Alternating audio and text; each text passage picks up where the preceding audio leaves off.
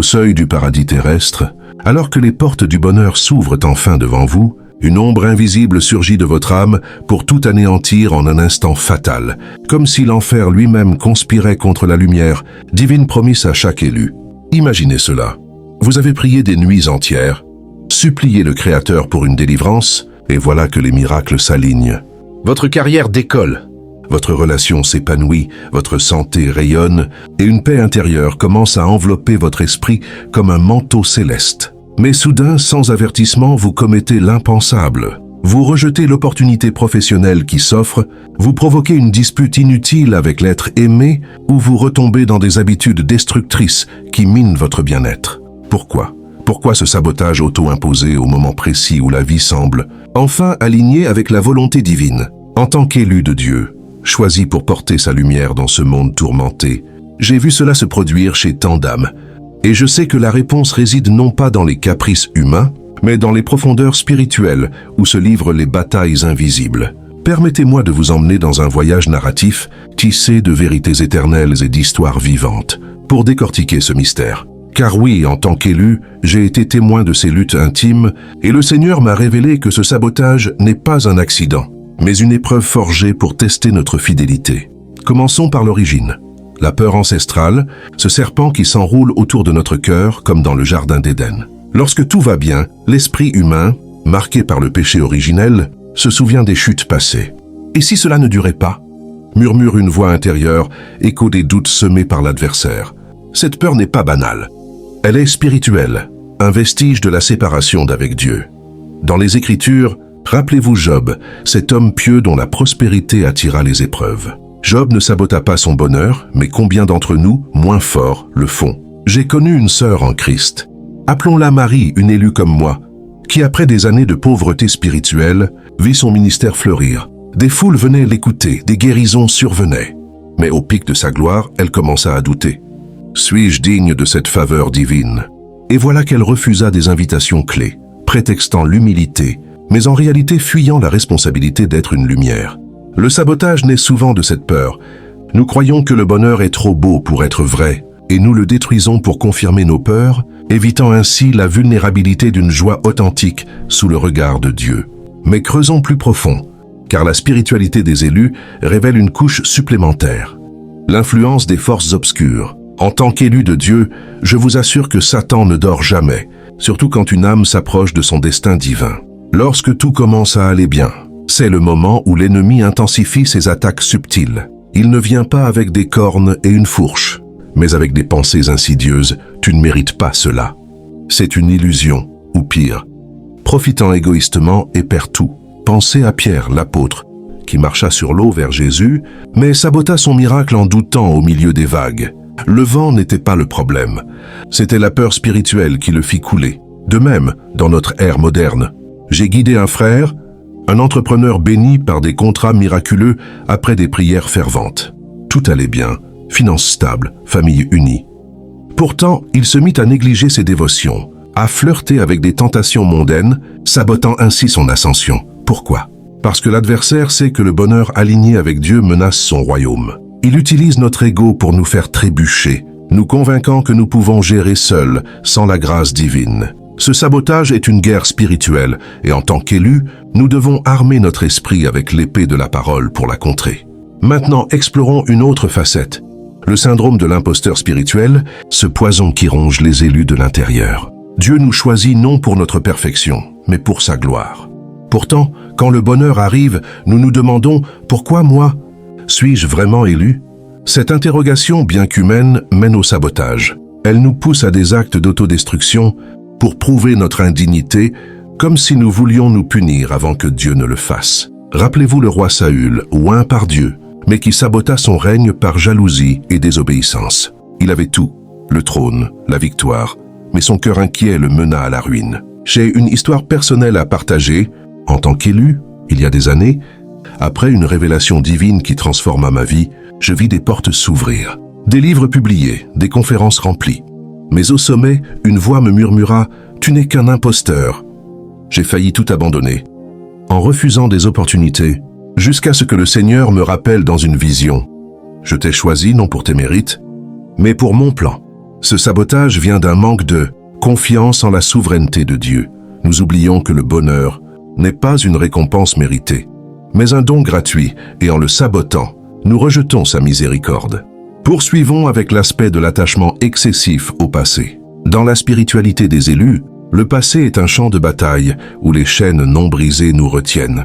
Quand tout va bien, ces chaînes se tendent, nous tirant en arrière vers la familiarité de la souffrance. C'est comme Lot fuyant Sodome, mais sa femme regardant en arrière, se transformant en statue de sel. Le sabotage survient parce que le bonheur nouveau effraie plus que la misère connue. J'ai conseillé une élue, une artiste talentueuse, qui après des années de rejet vit son œuvre acclamée. Exposition, Vent Record.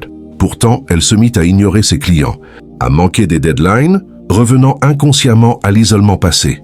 Pourquoi? Son identité spirituelle était ancrée dans la lutte, pas dans la victoire. Dieu nous appelle à lâcher prise, comme il le fit avec Abraham quittant Ur. Mais nous sabotons parce que nous idolâtrons nos blessures, les voyant comme des badges d'honneur plutôt que des leçons à transcender. Et que dire de la résistance à la transformation divine? En tant qu'élus, nous sommes appelés à une métamorphose constante, mais le bonheur stable peut sembler comme une fin, un plateau où l'on stagne. Or Dieu n'aime pas la stagnation. Il veut une croissance perpétuelle. Ainsi, certains sabotent leur bonheur pour forcer un nouveau chapitre, une nouvelle épreuve qui ravive leur feu spirituel. C'est une illusion dangereuse. Pensez à Jonas, fuyant Ninive parce que le confort de sa vie le terrifiait moins que l'inconnu de la mission. J'ai vu cela chez un pasteur ami. Sa congrégation grandissait, tout allait bien. Mais il provoqua un scandale mineur par négligence, forçant une remise en question. Le sabotage ici est un cri inconscient pour plus de profondeur spirituelle, mais mal dirigé. Au lieu de cela, nous devrions chercher la croissance dans la gratitude en offrant notre bonheur comme sacrifice vivant. Approfondissons encore l'impact des relations toxiques spirituelles. Autour des élus, il y a souvent des âmes jalouses ou non alignées qui, comme des vampires énergétiques, sèment le doute. Quand tout va bien pour vous, leur envie se manifeste et vous, sensibles à l'unité divine, absorbez leur poison, sabotant votre joie pour ne pas les blesser. Dans les Écritures, David fuyant Saül illustre cela. Mais imaginez si David avait saboté son avenir pour apaiser Saül. Non, il persévéra. J'ai une anecdote. Une élue en couple vit son mariage s'harmoniser après des prières. Mais son conjoint, non pleinement converti, commença à semer des graines de discorde subtiles. Elle, au lieu de résister, amplifia les conflits, sabotant le bonheur pour éviter la confrontation spirituelle. Ce sabotage est une trahison de notre appel divin à être sel et lumière, pas à diluer notre joie pour plaire aux autres. Parlons maintenant de l'illusion de la perfection. Les élus, conscients de leur mission, croient souvent que le bonheur doit être parfait pour être divin.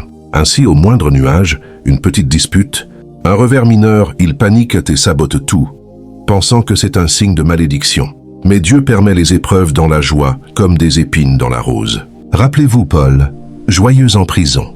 J'ai guidé une sœur qui, après une promotion divine, vit un collègue la critiquer. Au lieu de persévérer, elle démissionna, sabotant son chemin. Pourquoi? Parce qu'elle équivalait bonheur à absence totale de conflit, ignorant que la vraie joie spirituelle transcende les circonstances. Enfin, considérons la dimension prophétique.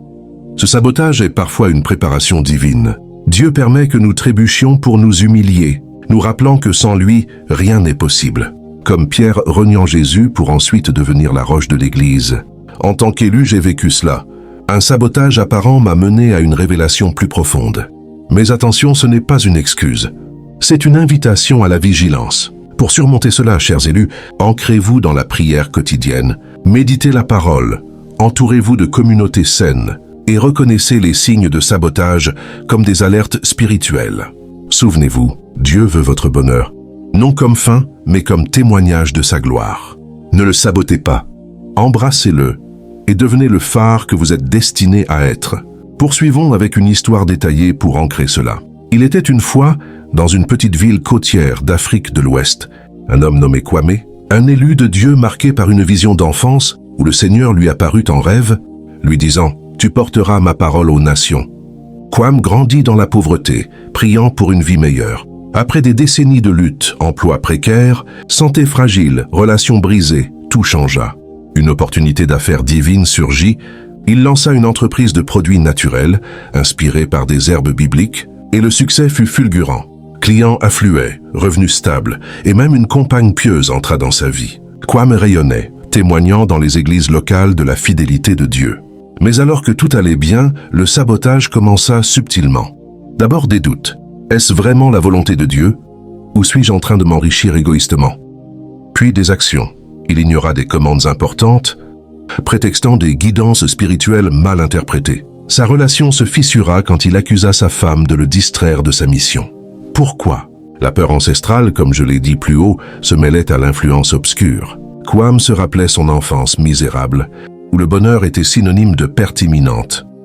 Son père avait perdu un emploi stable juste après une promotion. Spirituellement, l'adversaire exploitait cela, lui murmurant que la prospérité le rendrait orgueilleux, comme Salomon tombant dans l'idolâtrie. J'intervins en tant que mentor spirituel, lui rappelant Proverbe 3, 5, 6, « Confie-toi en l'Éternel de tout ton cœur et ne t'appuie pas sur ta propre intelligence. » Nous priâmes ensemble et Kwame comprit que son sabotage était une tentative de contrôler son destin, au lieu de le remettre à Dieu. Il reprit les rênes, mais avec humilité, et son bonheur se solidifia, devenant un témoignage vivant. Une autre couche, le rôle du subconscient spirituel. Les élus portent souvent des blessures générationnelles, des malédictions non brisées qui se manifestent quand le bonheur pointe. Dans Exode, les péchés des pères visitent les enfants, mais la grâce les rompt. Beaucoup sabotent parce que leur lignée a connu des cycles de montée et chute, et ils reproduisent inconsciemment cela. J'ai vu une élue, descendante d'une famille de missionnaires persécutés, qui à chaque pic de joie créait du chaos. Sa thérapie spirituelle, jeûne, délivrance révéla une chaîne, peur de la persécution divine. En la brisant au nom de Jésus, elle embrassa son bonheur. Pensez aussi à l'équilibre entre joie terrestre et éternelle. Certains sabotent le bonheur mondain parce qu'ils le voient comme distraction de la quête céleste. Mais Dieu bénit les deux, comme il le fit pour Joseph en Égypte. Le sabotage ici est une fausse piété, un ascétisme masqué. Pour contrer cela, pratiquez la gratitude journalière. Listez les bénédictions, priez pour leur protection. Entourez-vous d'élus qui vous élèvent, pas qui envient. Et rappelez-vous, en tant qu'élu, votre bonheur n'est pas pour vous seul, mais pour glorifier Dieu et inspirer les perdus. En conclusion, le sabotage du bonheur est un piège multifacette, mais avec la sagesse divine, nous le vaincons. Que Dieu vous garde élus dans sa joie éternelle. Amen.